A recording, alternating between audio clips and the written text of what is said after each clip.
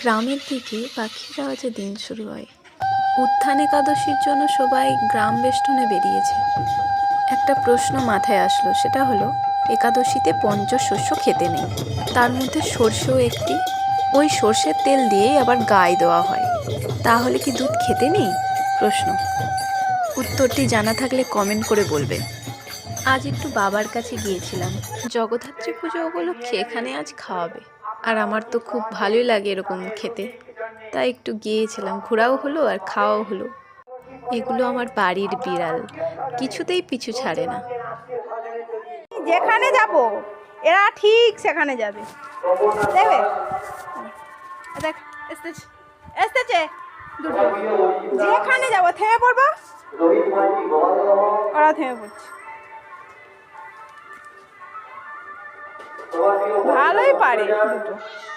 কি খেতে দেয়নি?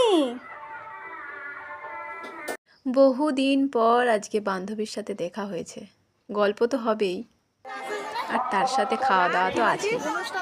বছরে 6-7 বার আমাদের এখানে বিভিন্ন অনুষ্ঠানে খাওয়ানো হয়, আর এখানে কেউ লজ্জা করে না, সবাই খেতে আসে, আর খুব আনন্দও হয়, একদিন রান্না করতে হয় না।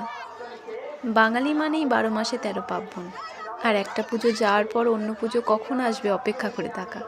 দিনগুলোতে একে অপরের সঙ্গে দেখা সাক্ষাৎ, কথাবার্তা হয়, এক কথায় মিলন কেন্দ্র বলতে পারো। যে উপলক্ষে যে দোকানগুলো বসে, মেয়েদের চোখ যায় সোজা কানের দিকে, নয় হাড়ের। খুব সাধারণ খাবার হয়েছিল, ডাল তরকারি চাটনি বোঁদে।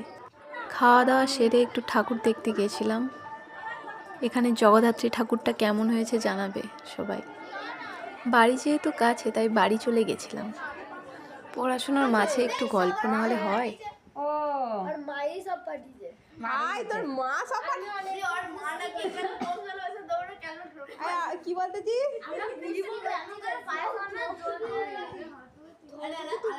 এই চুপ কর, নে নে নে আরে সে 1 কিলোমিটার দূরে খান যাবে। কি করে নে।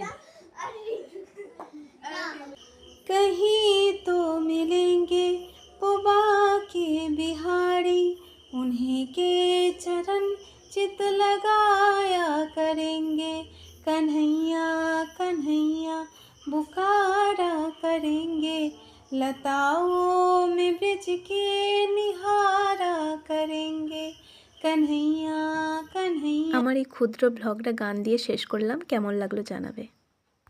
গ্রামের দিকে পাখির আওয়াজে দিন শুরু হয়। উত্থান একাদশীর জন্য সবাই গ্রাম বেষ্টনে বেরিয়েছে। একটা প্রশ্ন মাথায় আসলো, সেটা হলো একাদশীতে পঞ্চশস্য